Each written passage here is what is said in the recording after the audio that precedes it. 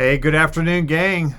Hey, it's great to be with you once again as we continue on in our study on proofs for the existence of God.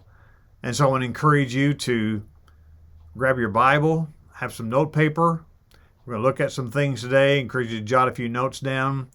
As we walk through the study today, I will add some tips along the way to kind of help you with some spelling of some words that we don't use every day.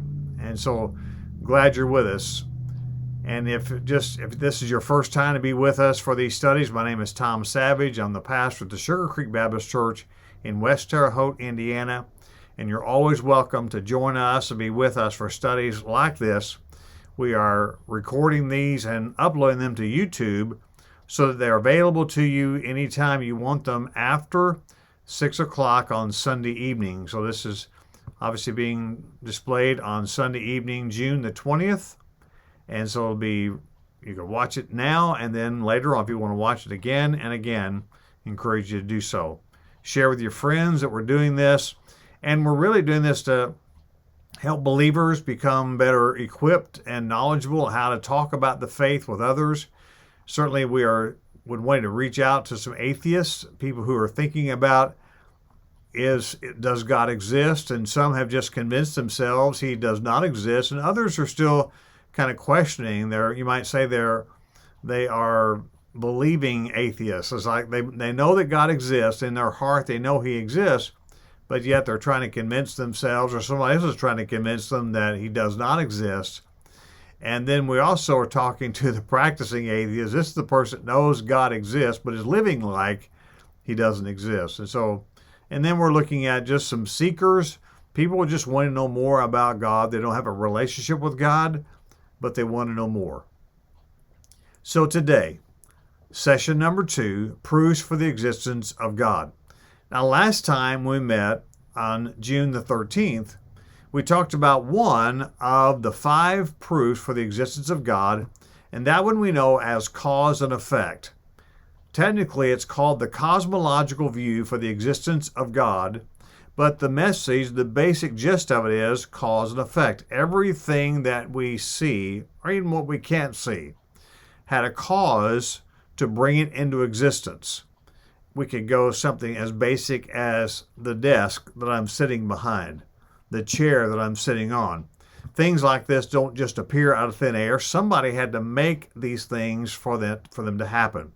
And so we know that nothing just automatically just appears out of thin air, even though there are atheists that do believe that, even if there's even no such thing as not even air.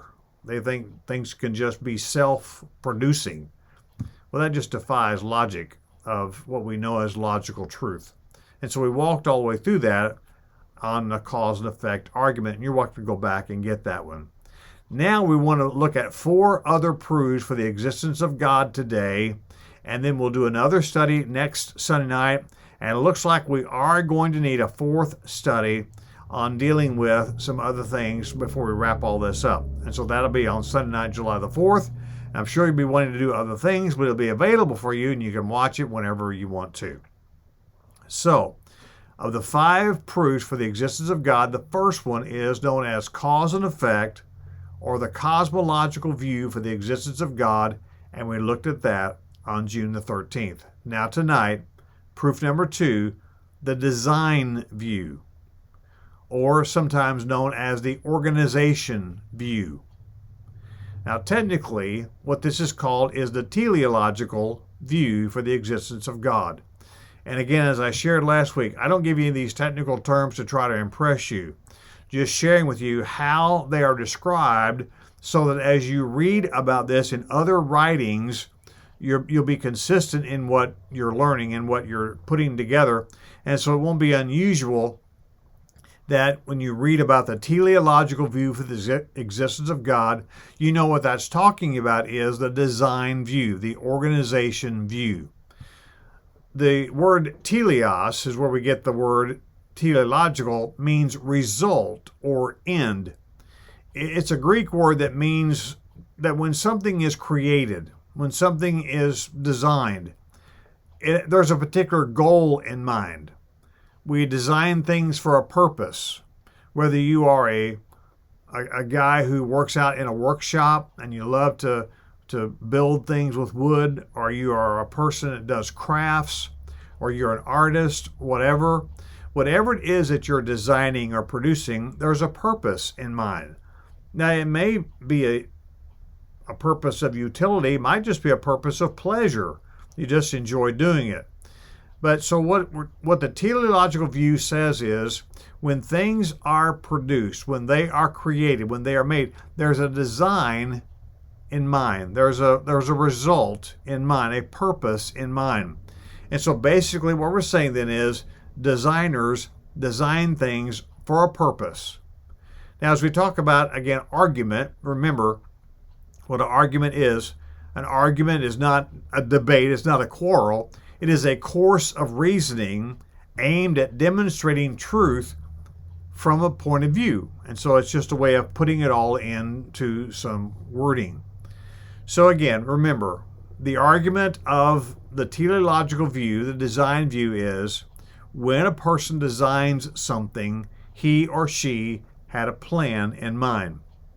When God created the universe, as we proved he did last week in the cosmological view, he had a plan in mind. Creation points to a designer. The fact that we have creation, the fact that we live on this planet, shows us that somebody, some bigger and more powerful than us, put all this in motion and had a plan in mind. So as you think about the argument for the design view, what we see here, there are 4 points we want to add under this. First of all, every design had a designer. Every design had a designer. I'll give you some examples. A clock. Since a clock had a basic purpose, a clockmaker made the clock originally. We'll think about the original design of a particular clock. The clockmaker had a design in mind, had a plan in mind. The plan, of course, is for people to be able to know what time it is. And so he had a plan in mind. And with all the gears and all the parts, they just didn't show up out of thin air. There wasn't some kind of explosion in a clock factory somewhere, and all of a sudden we got this clock that just magically appeared. He actually put his hands together and some tools, and he built that clock with all the gears, the hands, and all that. Same thing with a dictionary. A dictionary doesn't come into being by just, again, an explosion of print shops somewhere, and magically all those words just show up. We know that would defy logic. A dictionary is put together by a printer.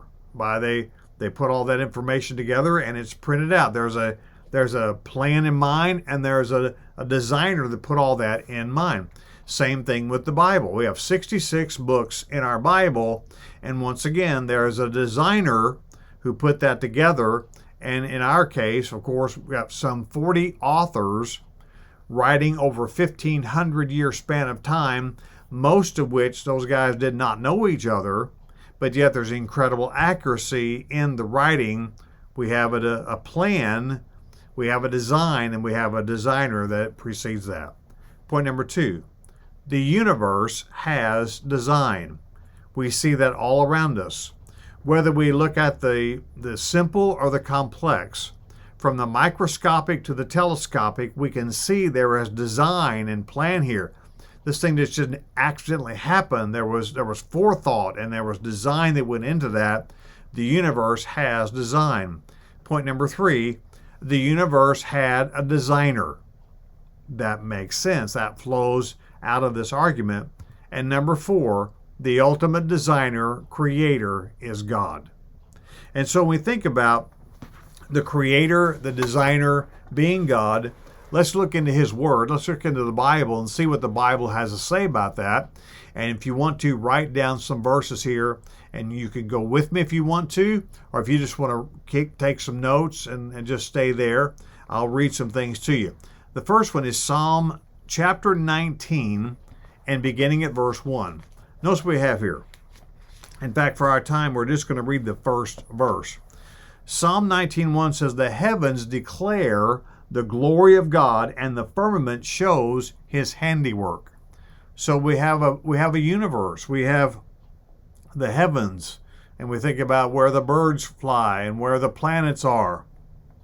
And those are just different ways of thinking about the heavens, so to speak.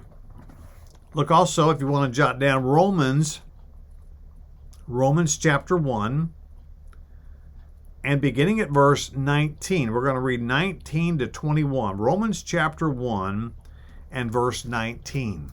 That's what we have here. In fact, maybe to kind of get in the flow here, might be good to start at verse 18. For the wrath of God is revealed from heaven against all ungodliness and unrighteousness of men who suppress the truth in unrighteousness, meaning they don't want to admit that God is the designer. Because what may be known of God is manifest in them. In other words, God has placed it in them, for God has shown it to them. For since the creation of the world, his invisible attributes are clearly seen, being understood by the things when they are made, even his eternal power and Godhead, so they are without excuse. Because although they knew God, they knew in their heart, they did not glorify him as God, nor were they thankful, but became futile in their thoughts, and their foolish hearts were darkened. And so they just decided they didn't want to accept the fact that God is a designer. There's one more to jot down. Acts chapter 14. Just backing up a little bit from the book of Romans there in the book of Acts. Acts chapter 14, and look at verses 11 through 17 here. Notice we have here. Now, this is a situation where there are people that thought Paul and Barnabas were these supernatural, even like Greek mythology kinds of powers of guys, and they were giving them all kind of accolades, and we see that in verse 11. And again, notice verse 12, they called Barnabas Zeus and Paul Hermes, and they just thought these guys were just supernatural, way out there kind of special people. And yet Paul and Barnabas bring them back down to earth and basically said, hey, we're just guys. Look at verse 14. But when the apostles Barnabas and Paul heard this, they tore their clothes and ran in among the multitude, crying out and saying, Men, why are you doing these things? We also are men with the same nature as you, and preach to you that you should turn from these useless things to the living God, who made the heaven, the earth, the sea, and all things that are in them, who in bygone generations allowed all nations to walk in their own ways. Nevertheless, he did not leave himself without a witness, in that he did good, gave us rain from heaven and fruitful seasons, filling our hearts with food and gladness. And so he simply said, guys, we're just guys. It's God that did all this. And so the teleological view, or the design view, dictates and tells us that the ultimate designer is God. He had a plan in mind, and we have the opportunity now to live on the planet that he created. Well, proof number 3, the mankind view. The mankind view. Now, this view is also known as the anthropological view for the existence of God.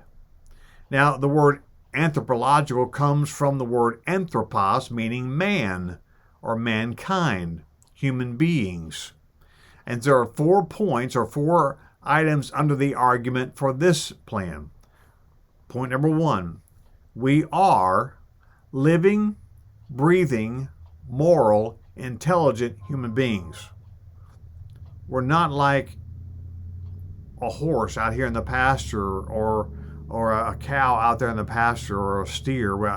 We're living, and we're breathing, and we're moral, intelligent human beings. We can have conversation with each other. Point number 2, we have a knowledge of right and wrong. Now, it should be noted here that our standard of right and wrong can be, and in many cultures is, skewed by outside factors. And so what we might see as right and wrong may not be the same as somebody in some other country might see as right and wrong. So different things can affect a culture and affect the thinking. But the fact of the matter is, we understand there is a knowledge of right and wrong. And if there is a knowledge of right and wrong, then evidently there's a standard somewhere to compare that to. If there was no standard, then there is no right or wrong. It's just things are. And since there are situations of right and wrong, we know there's a standard that can be reflected against. That takes point 3 now. There must be a standard of right and wrong, a moral lawgiver, an author of intelligence. Let's go there one more time. There must be a standard of right and wrong, a moral lawgiver, an author of intelligence.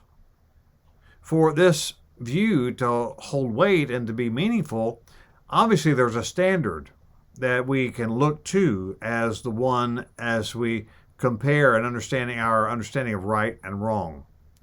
This is a good time to talk about things like relative truth. We say things like we have truth, but it's all relative. Well, it must be relative to something. There must be some standard that it's relative to, or then relative truth wouldn't make any sense.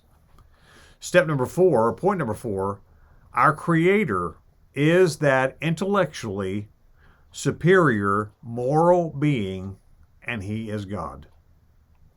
Now, what we find here then as a summary statement we can make, living, breathing, moral, intelligent mankind requires a living and more intelligent Creator. It just goes to prove the fact that since we're here and we have this ability to communicate and we are moral, intelligent human beings, there must be a designer. There must be someone who started all this, and He is God. Now, for some biblical support here, let me encourage you to jot down Psalm 94, verses 1 to 10. You can read that on your own, put that in your notes, Psalm 94, 1 to 10. But I would encourage you might still be in the book of Acts there. Go to Acts chapter 17, and let's look at verse 24. Now, this is when Paul was in the city of Athens and talking about, noticing all these different idols and false gods there in the city of Athens. In fact, it was said of Athens they had more gods than people. And so what Paul said to them, and he shared with them in Acts 17, 24 to 31, Luke records what Paul had to say to them. Follow along. Acts 17, verse 24. God, who made the world and everything in it, since He is Lord of heaven and earth, does not dwell in temples made with hands, nor is He worshipped with men's hands as though He needed anything, since He gives life to all and breath to all things. And He has made from one blood every nation of men to dwell on all the earth, all on the face of the earth, and has determined their pre-appointed times and the boundaries of their dwellings. Now, verse 27. So that they should seek the Lord, in the hope that they might grope for Him and find Him, though He is not far from each one of us. For in Him we live and move and have our being, as also some of your poets have said, for we are also His offspring. Let's keep on reading. Verse 29. Therefore, since we are the offspring of God, we ought not to think that divine nature is like gold or silver or stone, something shaped by art and man's devising. Truly, these times of ignorance God overlooked, and now commands all men everywhere to repent, because He has appointed a day on which He will judge the world in righteousness by the man whom He has ordained. That, of course, would be Jesus Christ. He has given assurance of this to all by raising Him from the dead. Now, the point that Paul's making here, or Paul made there with the Athenian people, since a lifeless idol, a god, cannot produce life, it is equally true that two lifeless idols could not produce life. But God, because He is life, can produce life. He can call life into existence, and that's exactly what he did. Notice in Romans chapter 2, verses 14 to 16.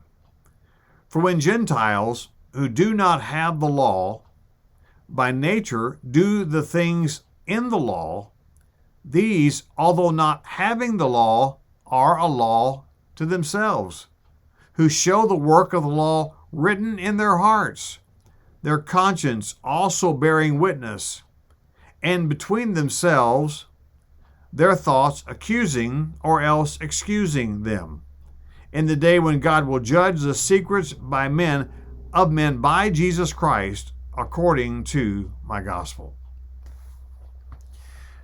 So we have a standard of truth. We have a standard to bounce against, and that is God.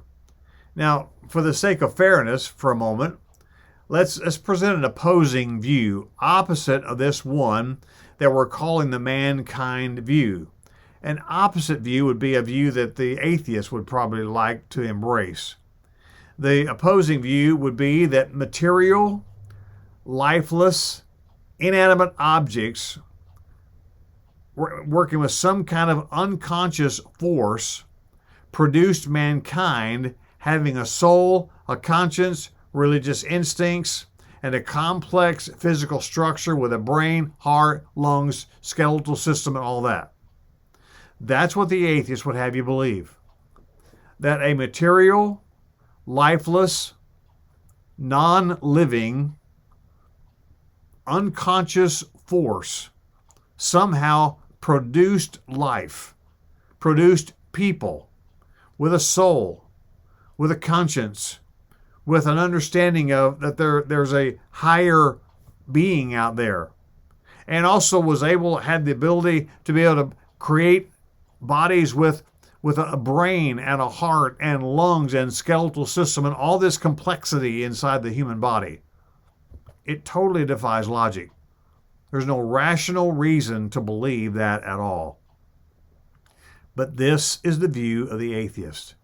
Since they cannot embrace God, since they cannot accept the reality of God, they must say their logical default position is some lifeless force somewhere, they don't know where, somehow magically and mysteriously created all this. It just doesn't make any sense. Well, the next point then, or the next view, is the fourth view, which is what we know as the perfect being view. The perfect being view. Now, this is also called the ontological view for the existence of God. Again, that sounds very technical, but that's what it's called. The ontological view for the existence of God. The word ontos is the general word, the original word, whereby we get this word ontological. And it means simply to be. So we have four arguments here, 4 points of the argument for the ontological view for the existence of God. Again, just call it the perfect being view. That would probably make more sense. Here are the 4 points. We are living beings. No, we are. I mean, there's no doubt about that. We're right here. We're alive. You're alive. I'm alive. We're living beings. We have an idea of a most perfect being who does exist. In our heart, unless you've learned to be an atheist, unless you've convinced yourself you are an atheist, in our heart, if you still have a conscience, you still have a brain that works, and a heart that works, and a conscience that works, we have an idea of a perfect being who does exist. Point number 3. The idea of a perfect being who does not exist would be contradictory, would violate our conscience, and would be less than perfect. Let's say that again. The idea of a perfect being who does not exist would be contradictory, would violate our conscience, and would be less than perfect. Point number 4, this perfect being who does exist is God. This perfect being who does exist is God. Now, summary point, here's an easy way to think about this. It is inconceivable that we could conceive of or have an idea about God, about a perfect being, something bigger and grander than us if he did not exist. Another way to say that, if God did not exist, we wouldn't think about him. We wouldn't think he does exist. There'd be no reason for us to think about him. The fact that we think he does exist is huge. It's powerful. Now, the atheist has convinced himself that God doesn't exist. That's okay. I mean, that's his problem. But he had to learn that. He had to decide to choose that. But the fact of the matter that when you think about God, and the fact that you thought about God even long before you came to this study, that proves he exists. Because if he didn't exist, you wouldn't even think about him. It would be like asking you to think of something you don't even know that's out there somewhere. It's kind of like asking you to go serve on a mission field in a country you've never even heard of before. You wouldn't even think about that. Some biblical support for that would be Psalm 65, 4 and 6. So if you want to, turn your Bibles to Psalm 65. Psalm chapter 65. Let's look at a couple of verses here. Verses 4, 5, and 6. Psalm 65, 4 says, "Blessed is the man you choose and cause to approach you, that he may dwell in your courts, and shall be satisfied with the goodness of your house, of your holy temple. By awesome deeds in righteousness you will answer us, O God of our salvation. You are the confidence of all the ends of the earth, and of the far-off seas, who established the mountains by his strength, being clothed with power." Great words about the power of God. There's one more, Matthew 5:48. Matthew 5:48 might be a verse that you have memorized. It says in Matthew 5:48, "Be ye therefore perfect, even as your heavenly Father is perfect." So we know in our heart there's a perfect being, a larger perfect being, and we have a desire to strive toward being perfect like him. Finally, then, we have the universal belief view. Now, there is no technical term for this one. It's just the universal belief view. And here are 5 points under the universal belief view. Point number 1, in all cultures and in various ways, mankind reveals that he believes in the existence of a supreme being to whom we are accountable. Now here again in history, even the vast pagan cultures of people have proven that a genuine atheist is highly suspect. So when we travel around, whether we go on a mission trip or we watch a National Geographic episode, one of the things we see here is even in the most pagan cultures, where they are basically closed, you might say, to the outside world, and they don't even know that an outside world exists. They don't know that there's such a thing as a television. They've never been in a library. They've never been in a church. They've never been anything like that. They're a very closed pagan culture. Even people like that, by their very activity, have proven that they believe in a higher power known as to us as God. They don't really maybe know what to call him, but they know he's there. So let me say this point again. In all cultures and in various ways, mankind reveals that he believes in the existence of a supreme being to whom we are accountable. Whether that's a totem pole, a rock, some kind of animal, whatever it is they worship, their worship could be skewed, and many times it is. But the fact that they're worshiping something proves that there is something bigger than themselves, more powerful than themselves, that they are to worship. So their particular practice of worship may often be skewed and is often incorrect. But sheer observation, we see that even pagan people, unlearned people, have a sense that something is bigger than them. Something got all this started. Point number 2. This universal belief does not come from reason, tradition, or scripture. Again, I want to nail down here. There are people out in the world today, they've never been in a library, they've never been in a church, they've never been in a Sunday school class. They don't have all this tradition. They got their own tradition they put together. But they have a belief because it's in their heart. It's inside of them. Point number 2 again, this universal belief does not come from reason, tradition, or scripture. Point number 3, this universal belief comes from within. Comes from within man.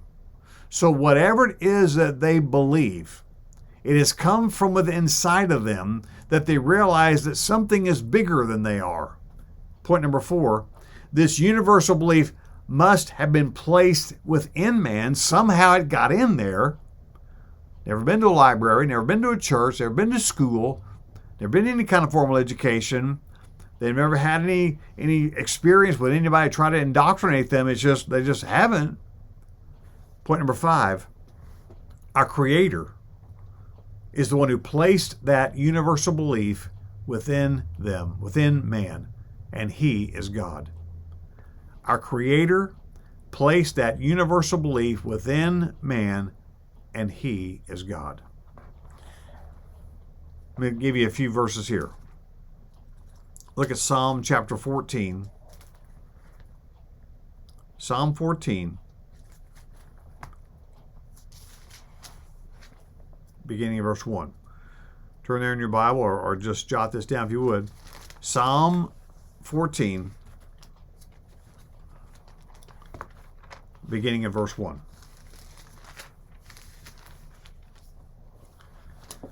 Psalm 14:1 says, "The fool has said in his heart, there is no God. They are corrupt. They have done abominable works. There is none who does good." Look also at Psalm 53, verse 1. Turn there in your Bible if you would. Psalm chapter 53 and verse 1. So it's a ditto. "The fool has said in his heart, there is no God. They are corrupt and have abominable iniquity. There is none who does good." There's also Romans chapter 1, verses 18 and 19. Romans chapter 1, verses 18 and 19. "For the wrath of God is revealed from heaven against all ungodliness and unrighteousness of men who suppress the truth in unrighteousness, because what may be known of God is manifest in them, for God has shown it to them." As we think about these views, we've talked about last week the cosmological view.